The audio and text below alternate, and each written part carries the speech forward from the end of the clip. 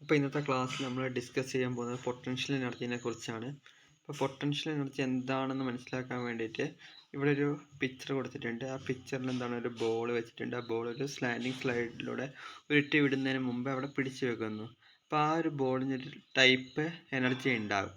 ആ ഒരു എനർജീനെ നമ്മൾ, അതായത് അതിൻ്റെ ഒരു പൊസിഷൻ കാരണമാണ് അല്ലേ, ആ ഒരു പൊസിഷൻ കാരണം ആ ഒരു ബോഡിക്ക് അവിടെ ഒരു എനർജി ഉണ്ടാകും, അഥവാ ആ ഒരു കോൺഫിഗറേഷൻ കാരണം ഒരു എനർജി ഉണ്ടാകും. അങ്ങനത്തെ എനർജീനെയാണ് പൊട്ടൻഷ്യൽ എനർജി എന്ന് പറയുക.